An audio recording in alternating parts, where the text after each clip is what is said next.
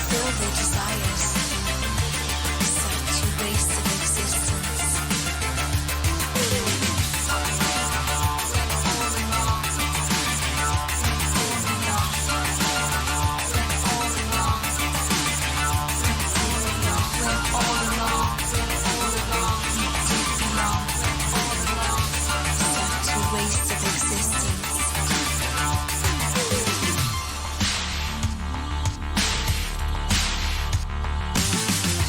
Spend our life searching for the sense of belonging. Some people die before they fulfill their desires. Such a waste of existence.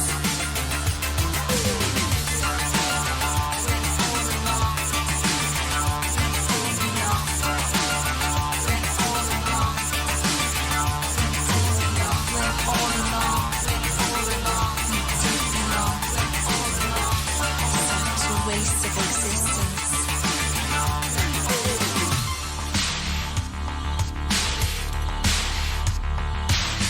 The sun is shining and the anxious earth is rising. Anxious earth is rising.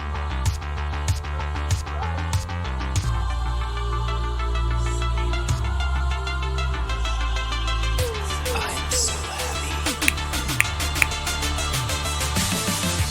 Spend our life searching for the sense of belonging. Some people die before they fulfill their desires. Such a waste of existence.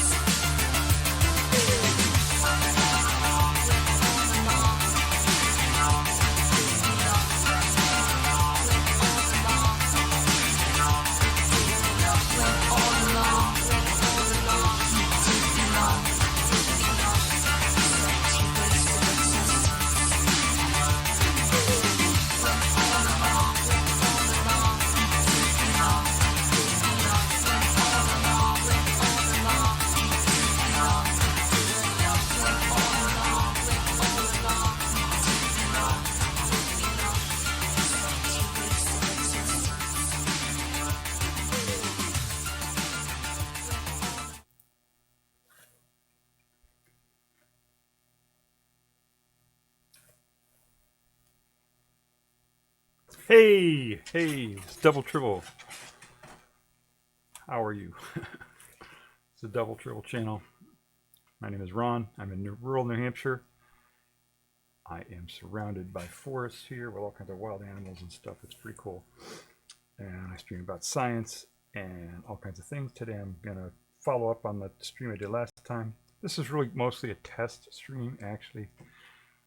I debated whether I should just type in test on the thing because it really is just a test stream. Let me check my audio here real quick.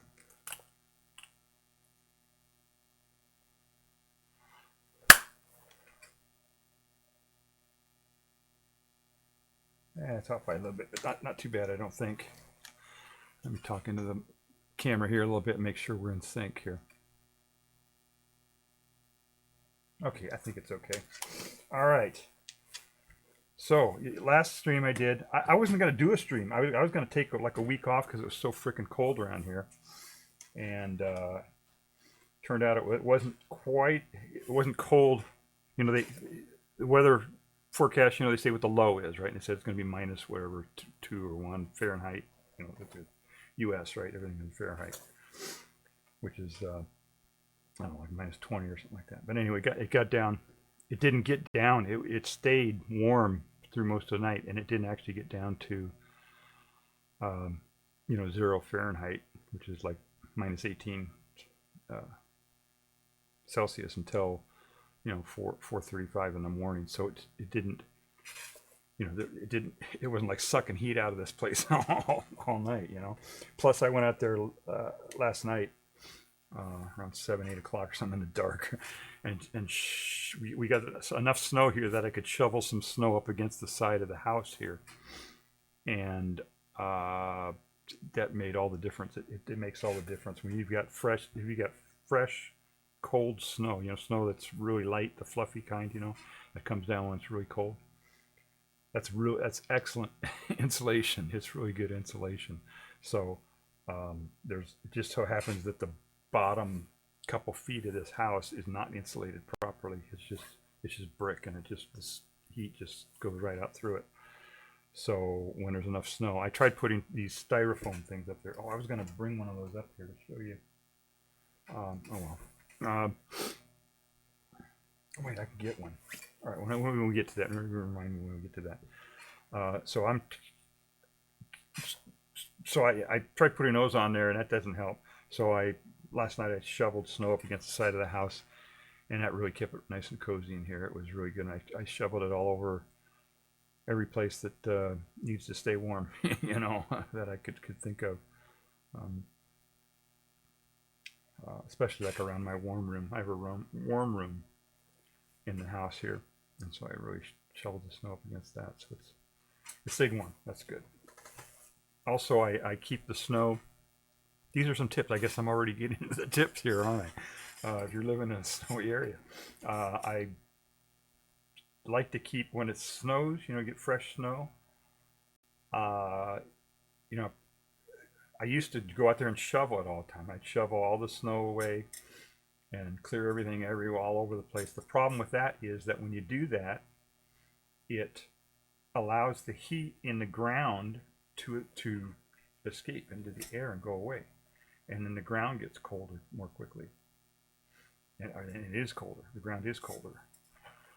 And you know, you use the warmth of the ground if you have especially if you have a basement. The warmth of the ground goes into the basement, and then if the basement is warmer, then your house is warmer. You know what I'm saying? Up above is warmer too. So anything you do to keep the heat in the ground. You know, the earth. I think I mentioned this last stream, that the earth is all continually making heat all the time. The uranium-238 decay series and other stuff is constantly, you know, when it decays, it's radioactive decay. It makes heat, just like a nuclear plant would do, but it does it in the earth, and it's been doing that for billions, you know, ever since it was made. The earth was created. It's been doing that. It's been making that heat, and then also there's the heat of you know, when the chunks of whatever was in the solar system came together and crashed together, and you know, when the moon was created, when that second planet hit the earth and spewed out the moon. That's the latest theory. That created a bunch of heat, and anything that hit the earth, and when the earth was forming, it created heat, and that stayed in the earth, and it's continuing been radiating out. So even when it's cold outside, if you have really good insulation over the earth, and you go down far enough into the earth, it's nice and, you know, it's warm. It's 50 or, you know, or 40 or 50 or whatever, you know, instead of minus, you know, 0. I'm talking Fahrenheit now.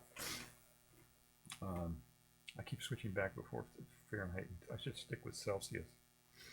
So yeah, it's like you know, 10 degrees.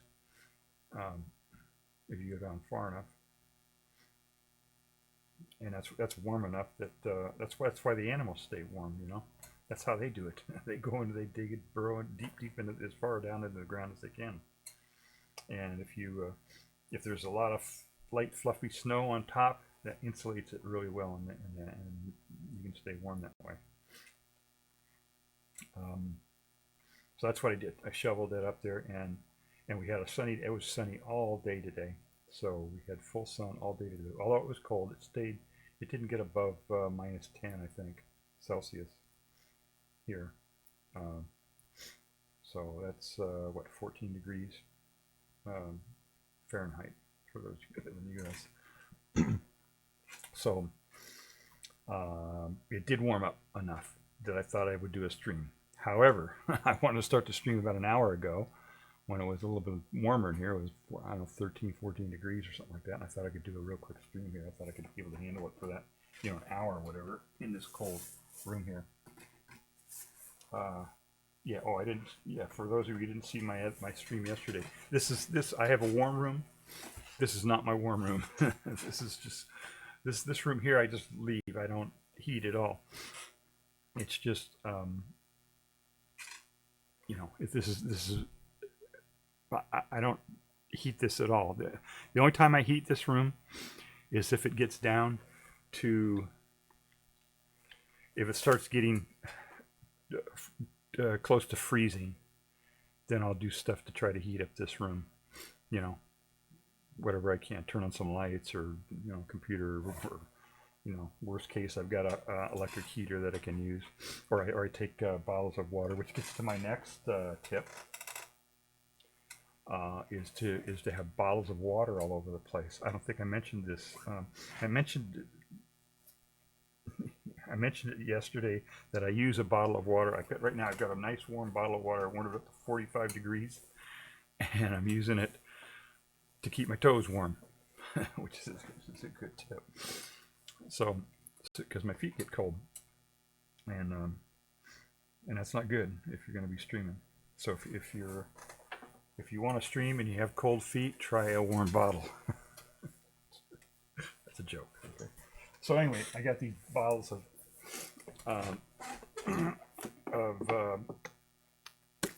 water. This is a 3-liter bottle of water, and I fill it up.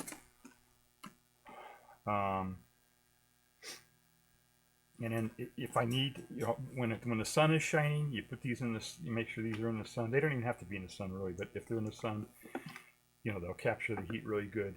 And then after the sun goes down, then they radiate the heat out. This one's kind of cold right now because it wasn't in the sun today, so it's about 6 degrees or something. It got pretty cold.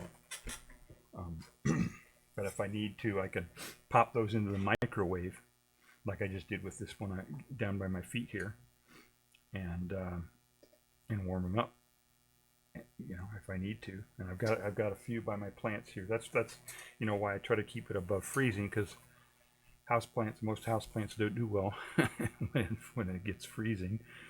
And my real sensitive plants I put into my warm room, so they're always 10 to 15 degrees at least. So anyway, that's a tip that you can do, is just have a ton of these. If you have I've got a whole bunch of these. I don't think I have a ton, but I've got a few dozens of these bottles and other various containers of water, all over my house, and it acts as they call it heat capacity, specific heat capacity of a material. In more, in people who, contractors and things in the scientific area, they call it heat capacity. What is the heat capacity of something?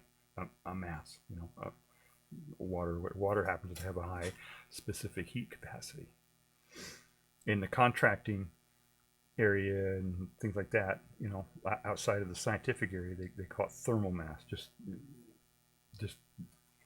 rocks, water, whatever you can, cement, concrete rather, anything that will hold heat is good in the building industry. And then so you open up the windows, the heat comes in, the heat gets stored in the thermal mass, and then when the sun goes down, then when it's colder, it'll release the heat, and it's kind of a passive way to keep your home warm, or at least keep it from varying so much. Instead of these wild swings of temperature, it's a little bit like this, and that saves a lot on your heating costs. If you don't have to,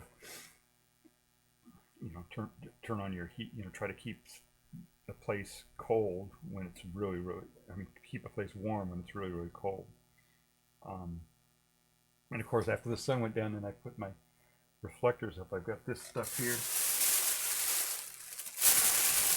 This stuff here is some of these blankets. This one's kind of whacked, but it's a material.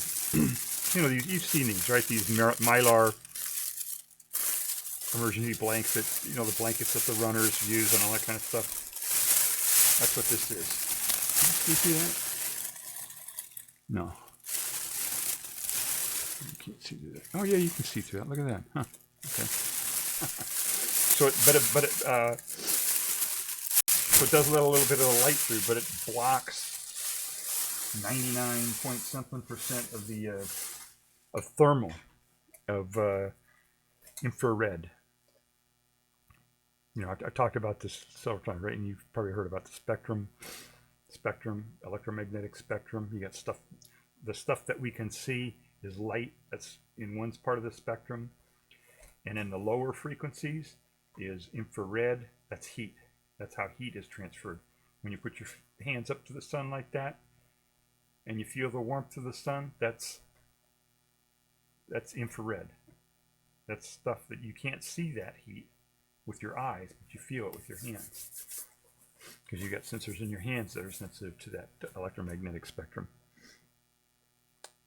So that's what this stuff blocks, is the heat part of it. And so what I do is, you notice in the back here, I've got a big sheet of this Mylar stuff on that big window in the back there. And then I've got some more on these windows here. That one I just leave because the sun really doesn't, at this time of year, it doesn't really shine much through that back window. But these side windows, I can get as much as heat from the sun. And I know it looks kind of goofy, right? Putting that thing up there like that. And I live alone. I can get away with a lot of stuff, right? Because I live alone. But if you're if you have a highly sensitive sense of aesthetics or something, you can do stuff. You can put this backing on the back of an actual curtain or something like that, or you can whatever you're using for your window covering, you can work this stuff into it somehow, right? There's a way to do it, right? And what that does then is the heat that you've captured from the sun during the day, instead of going out through the window, which is where a lot of the heat ends up going, even if you got double pane windows, the heat is still going to go out through the windows at night.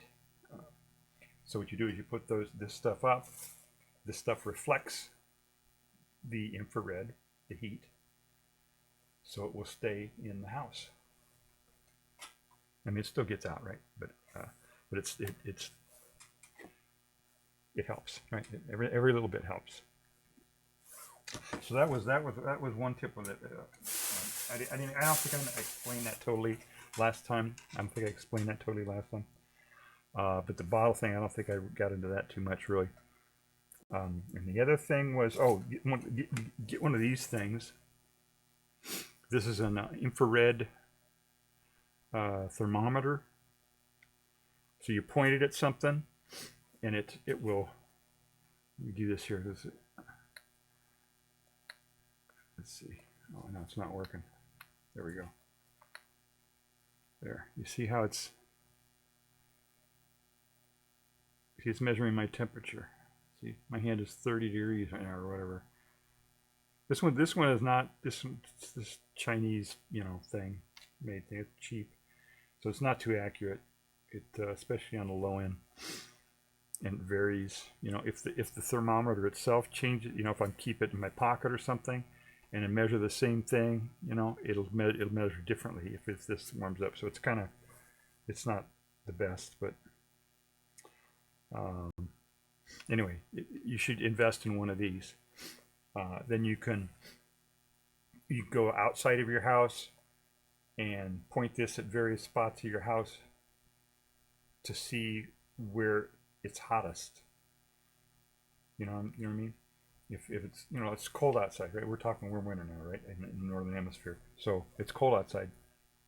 So if you want to find out where your home is leaking heat, where the energy is leaking out, you take this thing and you go outside and you just point it at various spots in your house. Just check them or sweep all over until you find spots where it's hot, where it's hotter than the rest of the spots, and then that's a spot that isn't properly insulated, or there's a leak, or whatever the deal is, and then you can address it, you can fix it.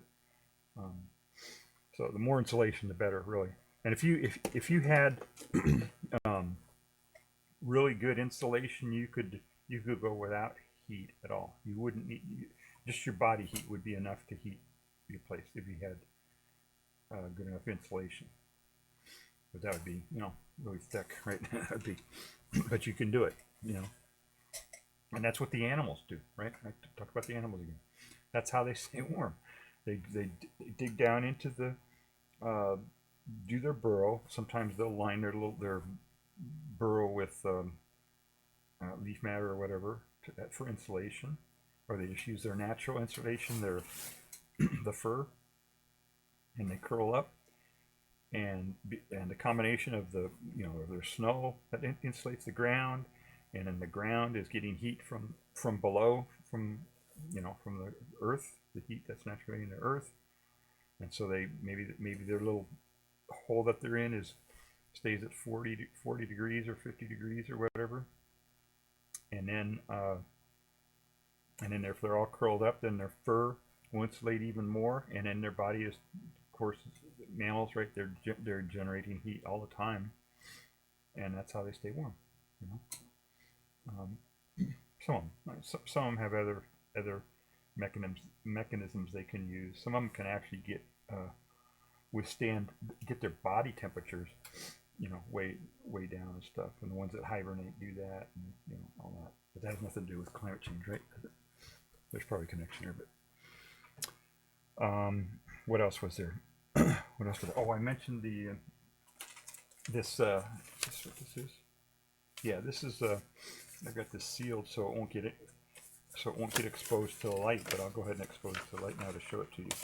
I've showed this in some of my other streams. This is just a plastic, it's a glow in the dark vinyl,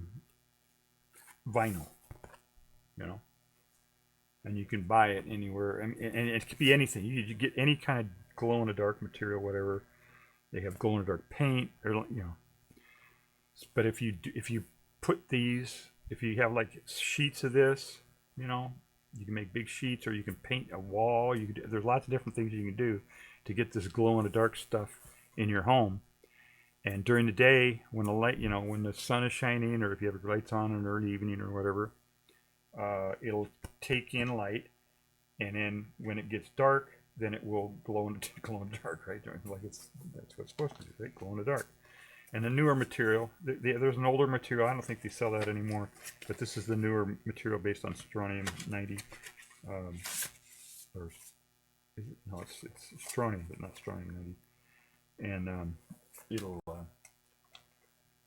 glow in the dark pretty good. And if you got enough of the material, it's enough that'll work as a good night light. And yeah, keep it dark at night. I have the lights on right now because the sun has just gone down, and I've covered up the windows to keep the heat in. So I've got these LED lights on to help so my plants don't die. They need to get us, you know, enough light to live in the winter. So I got to leave those lights on for a little bit. And of course I got lights on here for the camera and all that. So I can do that for an hour, right? So that's another thing you can do, and I didn't have that when I showed you. This is another thing you should invest in. This is a watt meter. This kilowatt was they were the first guys who came out with it. Now there are a whole bunch of imitators out there with this little thing. And I actually like the other ones better than the kilowatt, because this is what it looks like, right? And the problem is that this thing, when you plug it into a socket, it blocks both sockets. Even on extension cords, you try to do this on a power strip, it blocks 3 of them or something. You know, it's poor design on this thing. So the newer ones don't do that. But what I did is I got this little extension cord here. It's just a short 1-foot extension cord, and I plug this in here, and then when I plug this into the wall, it only takes up 1 slot. Also, I can bend this around and get a good view on it because it's not a lighted dial or anything. But anyway, this meter it'll give you the voltage and watts and all that kind of stuff, the hertz, cycles per second of your mains, how many amps the thing is pulling, and all that. The things that you really want to worry about are watts. How many you plug it into a device. So you plug this in the wall, you plug your device into this thing, and it will tell you how many watts it is. Right? Here, I'll do a demonstration. Okay, so since we're doing, I'll find something that pulls a lot of watts here.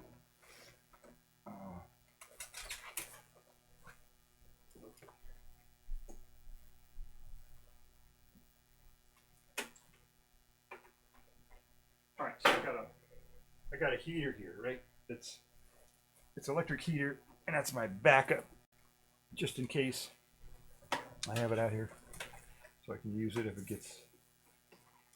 if all else fails. I can use that. Oh, and then I need to plug it in somewhere. Oh shit, this isn't gonna work. Shit.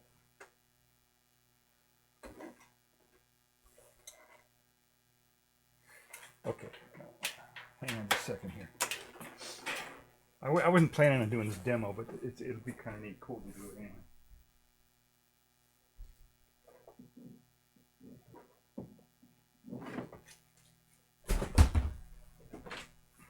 Okay, I got an extension cord. Okay. So what I'll do is I'll plug this in somewhere over here.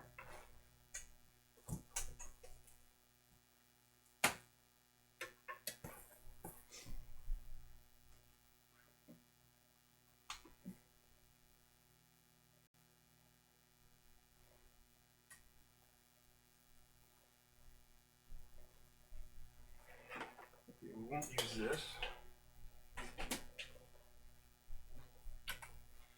Okay. Right, because I'm using an extension cord, I can't use that heater because that heater draws too much current, and you're not supposed to use. I don't know what this extension cord is rated for, and I don't want to take a chance. If you plug something that takes a kilowatt, or like that heater, into an extension cord that isn't rated for that, your extension cord will fry, and that's how fires start. So, all right, so I plug this in here. I've got one of these adapters here. I don't think you're supposed to do this because it messes up the ground, but that's okay. This light doesn't take a grounded thing anyway. All right, so I just plug it into my mains. I got 115 volts, and if I push watts, it's got watts, and so I'll plug this light in there, turn on the light. Uh-oh, there we go.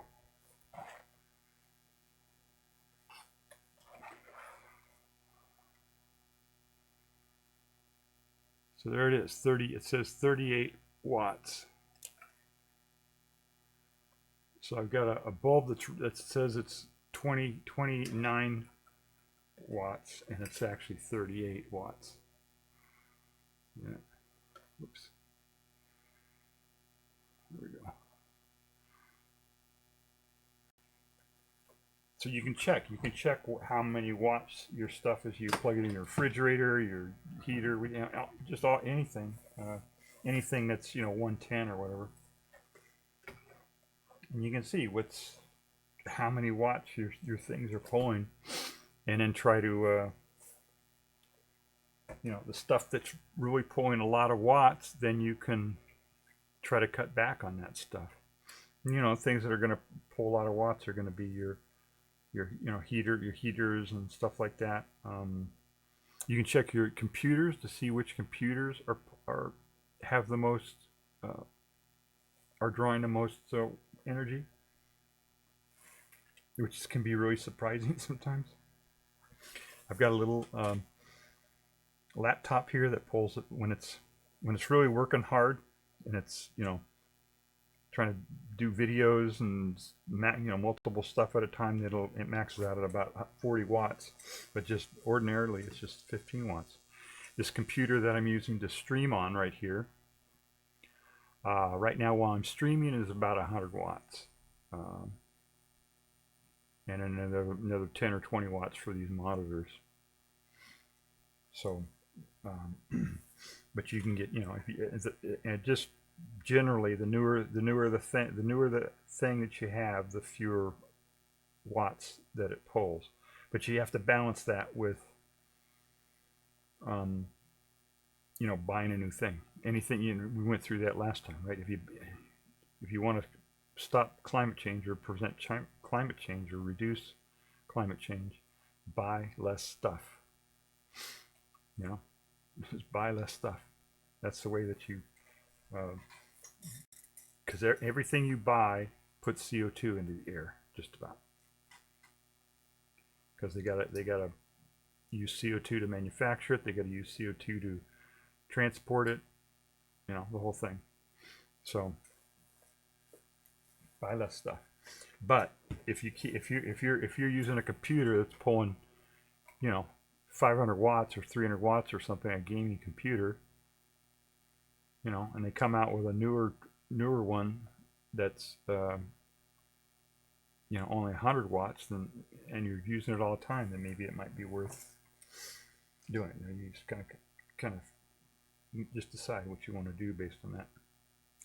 So, and the other button on here is the kilowatt hour. So it's going to probably register 0 here when I push that. Did it? Yeah. So there's not enough. If I let that light run for a while, then it'll start ticking up here, and that'll show you kilowatt hours. So, all right, let me shut that off because I don't know what to.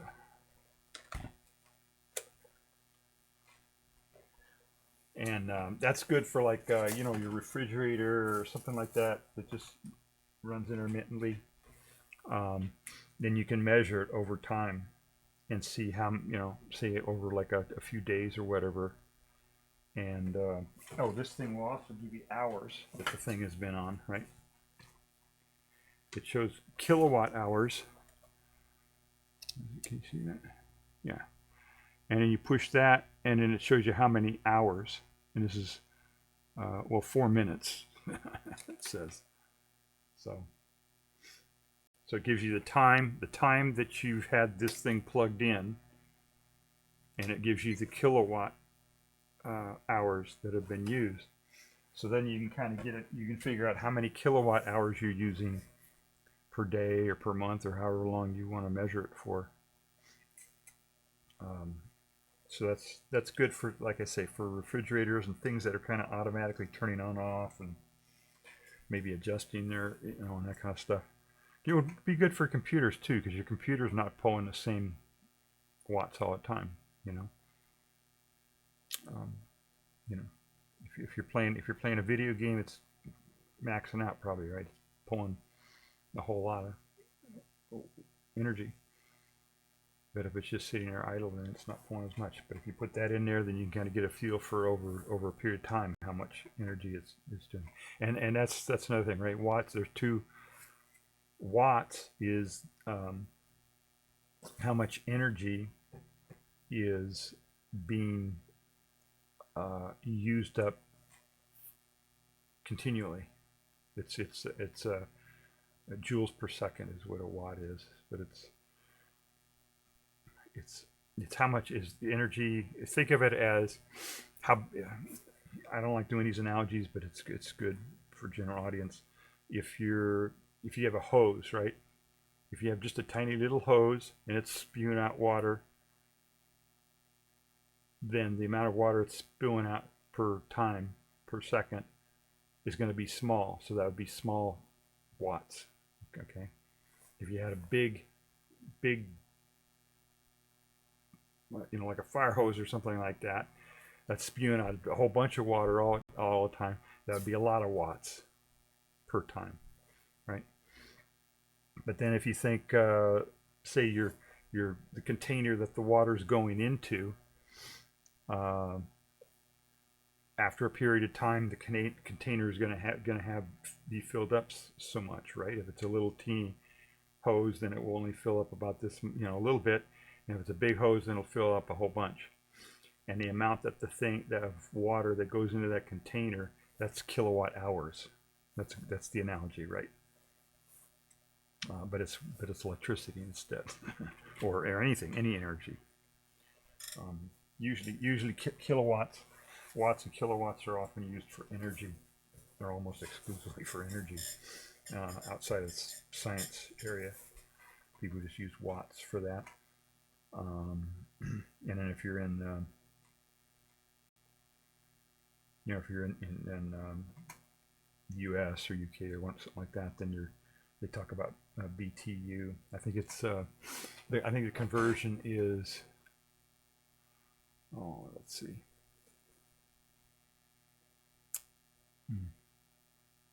I forget what the conversion is, BTU to kilowatts. I think maybe it's 3,000 or something BTU per kilowatt or something like that.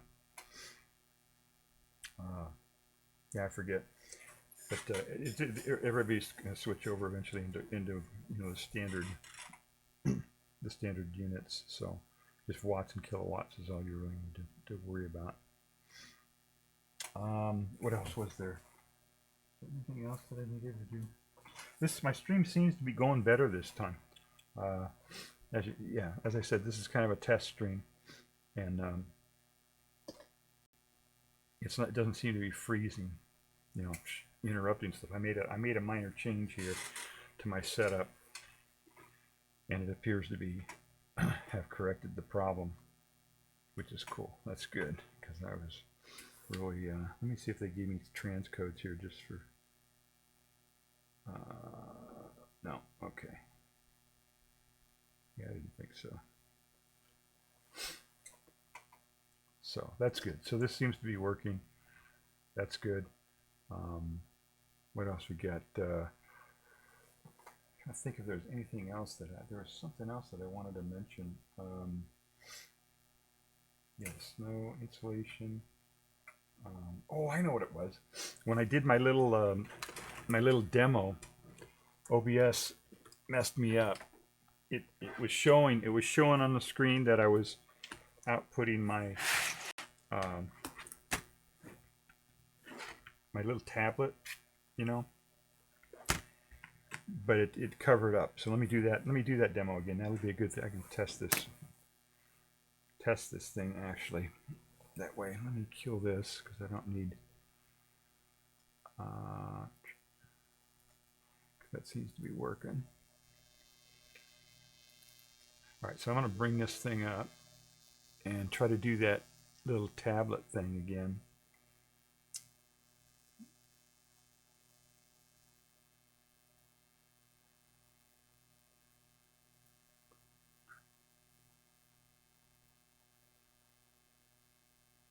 There we go.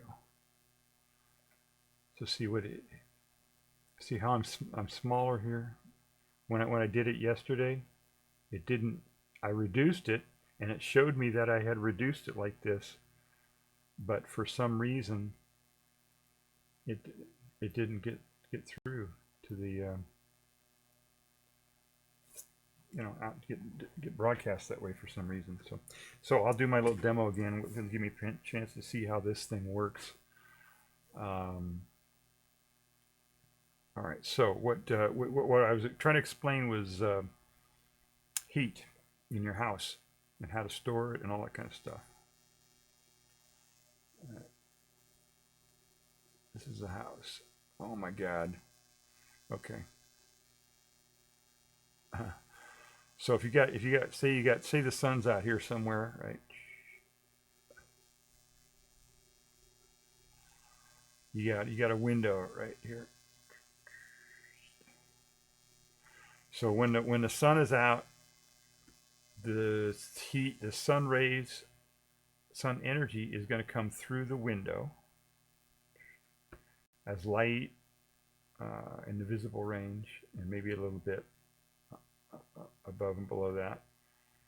And that energy will come in here, and it will deposit heat. It'll heat things up inside your house. Your little water bottles, right? Yeah, or whatever thermal mass you have in your house will get heated up. It's probably better to put your thermal mass away from the window, or even away from exterior walls.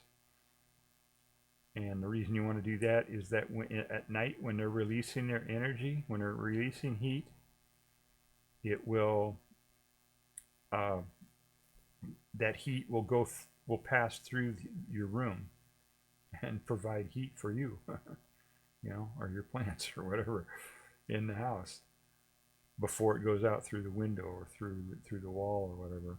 Let's say this house is big like this, right? There's another room over here somewhere or whatever. Right. Would you love to live in that house? All right, so it's if you put the bottle right next to here, or right next to the window like this, yeah, it'll get a lot of heat from the sun, but then at night when it releases its heat, half of it's going to go this way out the window, and then half of it will go into the room, so you're not going to get the full. In fact, most of it will go out through the window, and then some of it will come out in here to heat up your living space. So you lose a lot of the heat that way. It may get, if it's right in the sun, maybe it'll get more heat, but then also it's blocking heat for everything else in here, right? So it's all the heat that comes through your window is going to get into your house anyway, right? Some way. If it gets past the window, then it's going to be deposited in the house somewhere. And if it gets deposited over here, get your thermal mass in the center of the house somewhere, then when the sun goes away, that thermal mass will radiate its heat, and it'll radiate in all directions, but it'll radiate it, out this way. Let me give you this. What did I do here? It doesn't want to. Oh, I see what I'm doing here. All right, so if your thermal mass is on the inside here, and it heats up, it's going to radiate in all directions, right? And all from the center of the house, all directions is in the house, right? It's all then all the heat that this thing collected is going to be heating up something in the house, right? So that's good. And it's a lot more complicated than that, right? Because it's those sun rays are going to heat up this, and then this is going to radiate it and heat up something else next to it, and they're all going to be bouncing around, and it'll heat up the air, and it's a lot more complicated than this simple thing. But if you stick them right next to an exterior wall or a window or something, especially an exterior wall where it's not even getting sunlight, whatever heat it collects, at night, a lot of it's going to go out like that.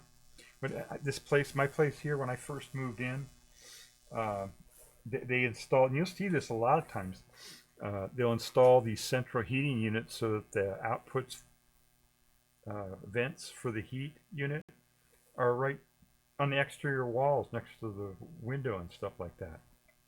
And they do that because that's the coldest area of the house.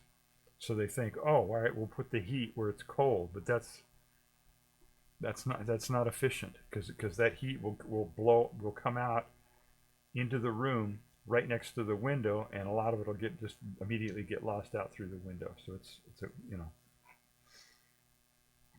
that's not the way to do it. If you want whatever heat source you want to try to put that towards the center of the house too. And yeah, it'll be warmer in the center of the house and colder on the edge, but so what? You'll be much more efficient that way. Just organize your living space so that you're where the warm thing is, if you want to stay warm or cool or whatever the deal is. All right, so that seems to be working. My thing, this test stream seems to be working okay. Oh, insulation. That was the other thing that I wanted to talk about. Let's see. All right, let me start over here. I'm gonna, let's see, redo. How do I do? Oh, new. Here we go. Uh-oh, I thought it was working good. All right, there we go. No, don't save it. Okay, there we go. All right, let me try stamp. No, that's not what I want. Stamp. Shapes.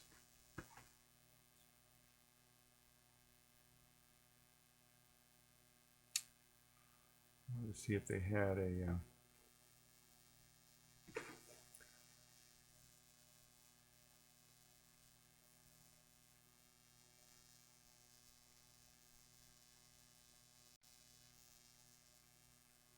Oh yeah, look at that. Look at all these different shapes they have here.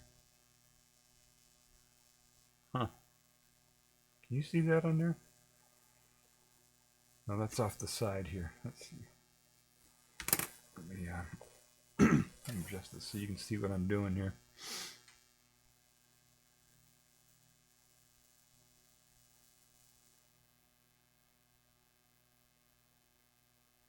Yeah, this is supposed to be showing the whole window, but it's not. Why not get it over here? There we go. Okay, I guess there's no way to do that. There we go. Look at this. Okay, I got this figured out here now.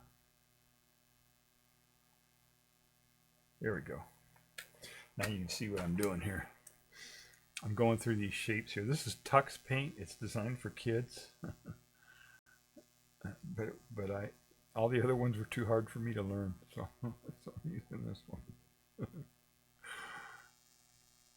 All right, let's see here. I was going to go through and see if they had buildings in here, and then I could put a building up. And, oh, there we go. There's a building. Let's see. Okay, we can make it big here. All right. Where's my building? Oh, this is cool. All right. Whoa, it's very slow.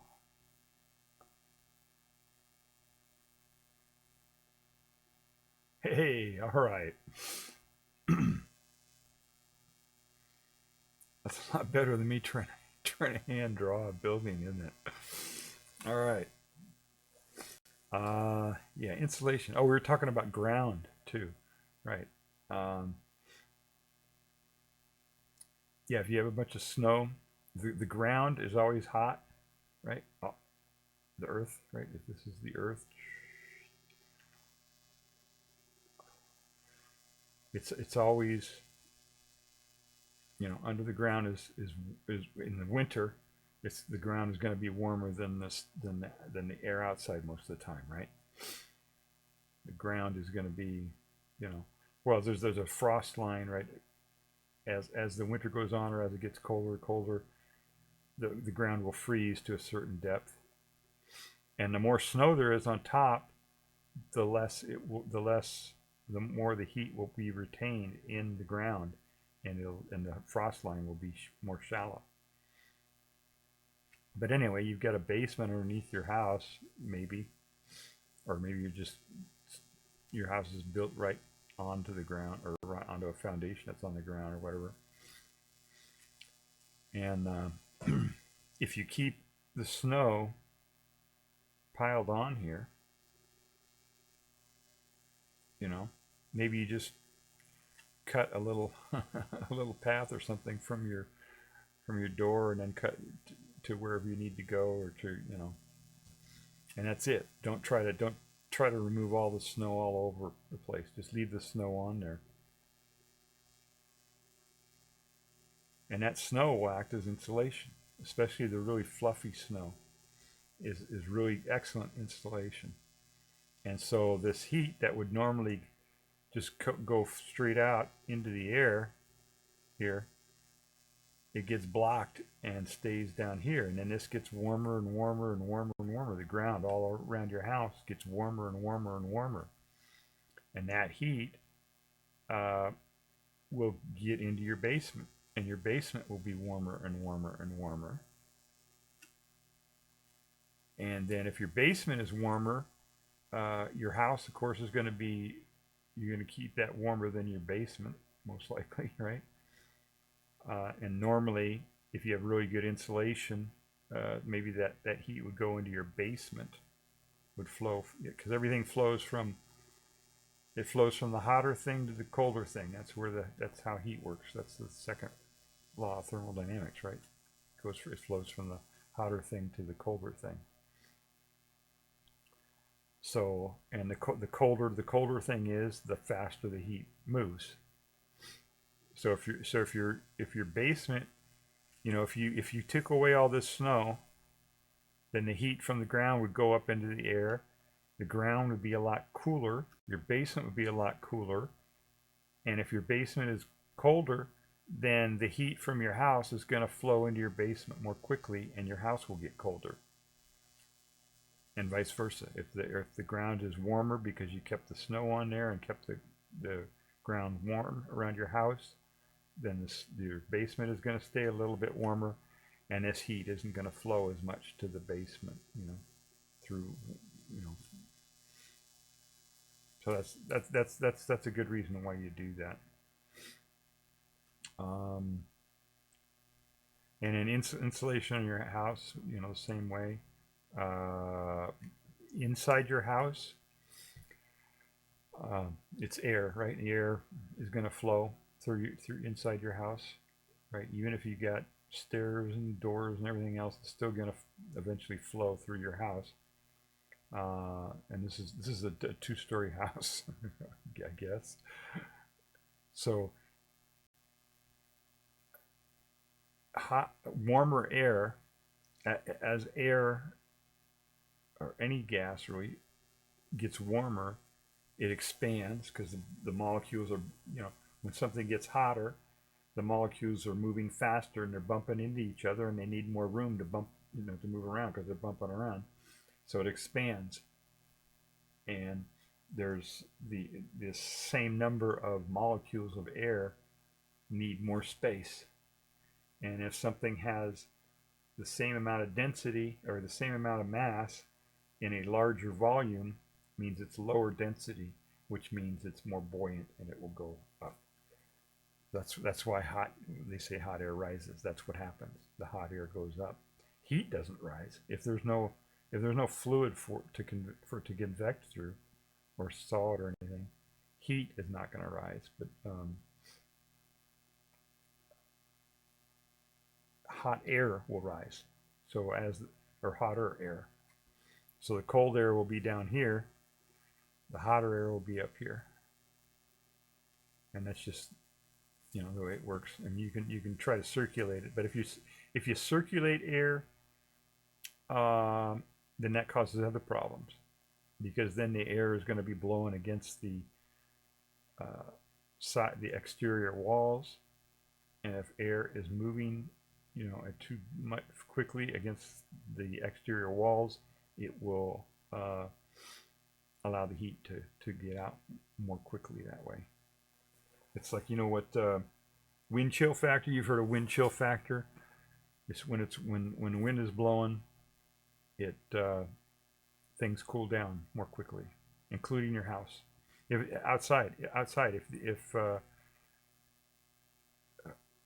the wind is still outside, and it's say 0 degrees Celsius outside, and the air is still, then the heat will leave your house at a certain rate. But if you're still at 0 degrees C outside, and there's a wind, blowing at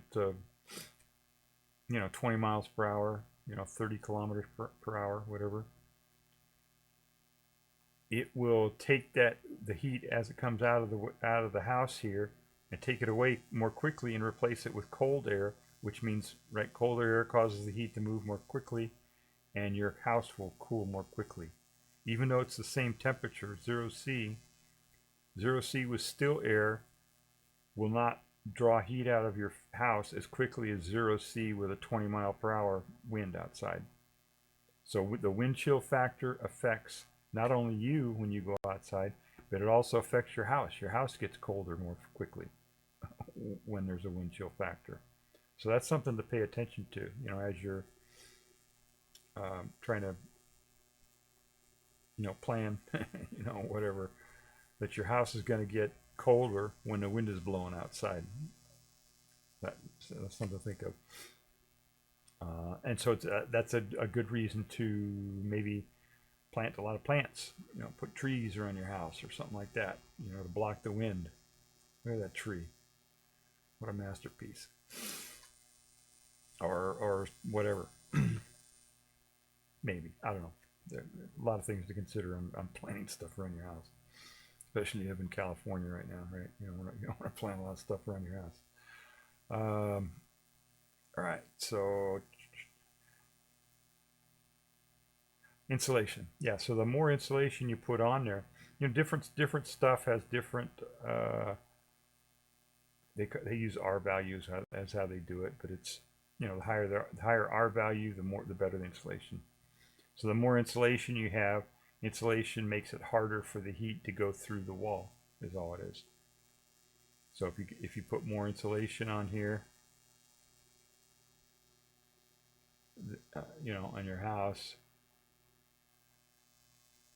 then it takes longer for that heat to go out and your place will stay warmer. That's very, very basic stuff. And you want to put the insulation in the warmest parts of your house. So it's a good idea to put a lot of insulation up in your attic, up here, because as I said, right, the hot air is going to be up here.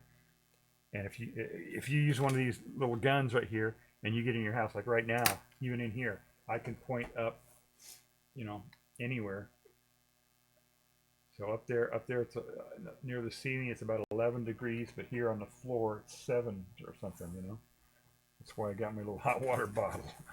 It's always warmer up, the higher up you are, than on the floor. So the top here at the top of the ceiling up near your attic or whatever, that's going to be the warmest part of the house. And the hotter it is here, that means that the temperature difference between here and here is going to be greater than the temperature difference between here and here, which means more heat is going to flow from here than is going to flow from here. You get that? You see how that works? So you want to, you'd want to put more insulation up here, and up here, and then in the attic. It would be your insulation would be working better up here than it would be down here. So, yeah, I don't want to go through all the different types of insulation. I mean, there's just basically the two parts. One is to prevent the heat from actually moving through the material here. The heat heats up this material, and then this heat spreads through the material, and then eventually goes out. Right? That's how it would work. If another way to block it is to use insulation that has this stuff in it, and you'll see some insulation that has this stuff built into it, this thermal reflective stuff. And what that does is that does the same thing as I just explained with what it reflects the heat back, the infrared heat, the EM, the radiative heat, not just the conductive heat. So that's something to think about. And then I was explaining what I did is, in my particular case, I had the way this house is set up. There's a little spot down here. It's kind of hard to explain, but anyway, there was a little spot down here that just doesn't have insulation because it's actually part of the basement down here, the way mine is set up. So I tried putting little styrofoams along here, and just regular insulation and stuff to try to do it, and it didn't. It helped a little bit, but not that much. But that's snow. I just took snow, and what I did is I went way away from the house, 30 feet away or something, as far away as I could get, and grabbed snow and moved it here and piled it up against the house where this was, and it works great. It really makes a big difference. So if you're somewhere in that situation where you've got, it's really cold, you got snow, and you have a particular, you want to insulate. Snow's a good insulator. I use it on my car too. I got an electric car, right? Obviously, right? I got an electric car. You got an electric car, right? Right? If you're interested in climate change, you got an electric car, right? We talked about that last stream. So I do that too. I pile up snow around my car to keep the battery warmer, because I don't have a garage, so, and I cover it and do a bunch of stuff. So anyway, and I try to use the ground heat, and it works pretty good. I got my car set up so that it will, if it's like minus 25 C out there, my battery and underside of my car and inside, and where I'm trying to keep it warmer, will be 10 or 15 degrees warmer than the outside, just by putting putting snow and insulation and stuff on it. And I took old plastic bags and formula, made some insulation for it. Stuff looks pretty good. All right, what else? Okay, I guess that's it. This was really just a test stream. It's already down to 10 degrees here, so I got to get into my warm room pretty quick here. Try to warm up. But I just wanted to test this thing again after I made that little change. All right, let me get rid of this. Yes, I'm done. No, I don't want to save. Whoops. Okay. There we go. All right. Okay. So, let me make sure my audio worked on that. Was my audio working on all that? Yeah, I guess it was. I don't know if you heard. Did you hear the sound effects? I don't know if we heard the sound effects there. Okay. Oh, I got some moderation I got to do here. All right, so I appreciate everybody coming here. Let me take care of this. Yeah, real quick here. I don't know why. I'm just live stream, right? Obviously, this is a live stream. I'm on Twitch. It's a Twitch stream, and they have a facility here for chat, for people to type in chat, right? And they got all these magical, AI stuff and everything like that, to try to filter out the bots and everything. But somehow they can't, for some reason, they can't filter out something that's just, I can look at it and just tell immediately that it's spam just by looking at a few words. I can say, yeah, that's, it's spam. It's pretty obvious that it's spam, and I don't understand how they can't train an AI or their auto mod or something to block that stuff. It's kind of weird that they can't get that, but I got to do that about once a stream. Some bot comes in here and decides that it wants to sell me something. Kind of funny. All right. So I don't have enough people to rate anybody. So yeah, everybody take care out there. Try to stay warm. Make sure you wear your mask. We're in the middle of a pandemic. COVID-19 pandemic. 100 people die every day from COVID-19 because they don't wear a mask like this, and the people around them don't wear a mask. So wear your N95 when you go out in public. It's got to say N95 on it, and it has to say NIOSH. Has to have these little straps that go all the way around your head. If it has the strap, if the mask you have only has a strap that goes around your ear, then that's not an N95, and it may not work properly. It may not stop the virus. And make sure that the mask makes a seal all the way around, you know, the inside here. Make sure that's sealed so that no air sneaks in around it. And these things are, this is, wearing a mask like this is the most effective way to prevent the infection spread of COVID-19, period.